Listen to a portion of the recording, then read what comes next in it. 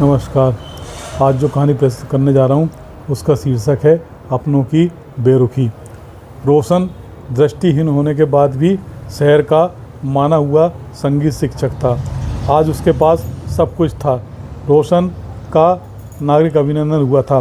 पूरे शहर ने उसे सम्मानित किया था। अपने सम्मान के जवाब में उसने यही कहा कि एक मामूली ग्राम के मुझ जैसे इंसान का सम्मान करके आपने मुझे उपकृत किया है। मैं इसके लिए किन शब्दों में आपका आभार व्यक्त करूं, यह समझ नहीं पा रहा हूं। आपने अपने अभिनंदन के बाद रोशन अपने घर में बैठा अपने अतीत में खो गया। उसे अपना बचपन याद आया जब वह छोटा था। 8 वर्ष का बालक। पिताजी का उसके प्रति व्यवहार अच्छा नहीं था।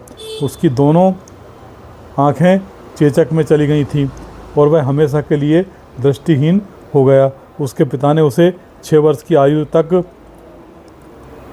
बोझ समझकर पाला। फिर उसके हाथ में कटोरा देकर भीख मंगवाना शुरू कर दिया। रोशन 2 साल तक यही काम करता रहा। उसका भाई और बहन का स्कूल में नाम लिखा दिया गया था। वे स्कूल जाने लगे थे। रोशन का कंठ सुरीला था। वो जब मधुर स्वर में भजन गाकर भीख मांगता तो उसे खूब भीख मिलती। नतीजा ये हुआ कि उसके पिताजी ने काम पर जाना ही बंद कर दिया। पर पूरा घर रोशन की मांगी हुई भीख से चलने लगा। रोशन में खूब पढ़कर आगे बढ़ने की लगन थी, पर उसे ये समझ में नहीं आ रहा था कि वह किस तरह से पढ़ाई कर सके। पिताजी तो ये मान बैठे थे कि रोशन को सारी ज़िंदगी भीख मांगना है और उस पैसे से उन्हें खूब मौज करना है। एक दिन वह बस में इसी तरह भीख मांग रहा था तो उसी बस में इंदौर के दृष्टिहीन संस्थान के रवि बाबू भी सफ़र कर रहे थे। उन्होंने रोशन को संस्थान की जानकारी दी और कहा कि तुम यहाँ आ जाओ, तुम्हारा भविष्य सुधर जाएगा, फिर तुम्हें कभी भीख मांगने की नौबत नहीं आएगी। रोशन को रवि बाबू की ये बात अच्छी तरह समझ में आ गई। उसने पिताजी से इस संबंध में चर्चा की तो वो गुस्से से आग बबूला हो गए उधर तथा बोले, तेरी किस्मत भिखारी बनना लिखा है, इसलिए तू भिखारी। इसके आगे कुछ और जानने समझने की कोई ज़रूरत नहीं। रोशन को अपने पिता की बात नहीं जची। जब उसने हिम्मत जुटाई, किराए के पैसे किसी तरह इकट्ठे किए और घर पर बिना बताए इंदौर जाने वाली बस में बैठ गया था। इंदौर पहुंचते ही वह पूछते ताछते फिर दृष्टिहीन कल्याण संस्थान तक पहुंच गया। वहां उसे रवि बाबू मिल गए। रवि बाबू ने उसे संस्थान के प्रबंधक से मिलवाया।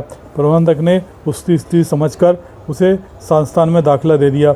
जहाँ रहकर रोशन ने भी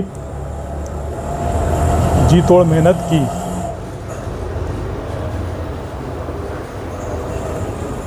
की। वहीं बड़ा हुआ। माता पिता भी उसे भूल गए। इस बार रोशन ने खूब मेहनत की और संगीत में उसने एमए की उपाधि हासिल की। विगत 10 वर्षों से वह इस विद्यालय में संगीत का अध्यापक है और उसके अपने अनेकों शिष्य हैं। ब्रेल लिपि में लिखी किताबें वह आसानी से पढ़ लेता है। जब उसकी नौकरी लगी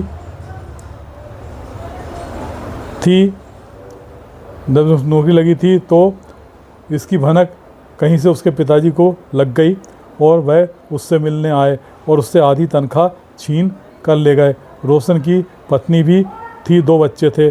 उसकी पत्नी सीधी सादी घरेलू महिला थी। कुछ महीने तक ऐसा ही चलता रहा।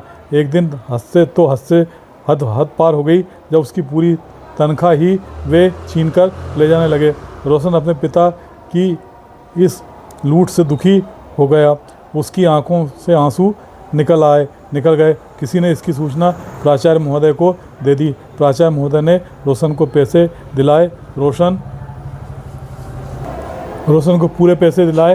रोशन के लिए पिता खूब क्रोधित हुए तो प्रिंसिपल जी ने कहा कि चुपचाप चले जाओ, नहीं तो पुलिस के हवाले कर दूंगा। ये सुनकर रोशन के पिता चले गए। रोशन ने राहत की सांस ली।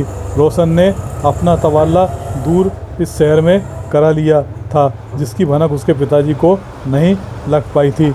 इस शहर में रोशन को खूब मान सम्मान मिला। उसके लिए ये उपलब्धि भी कम नहीं थी। धन्यवाद।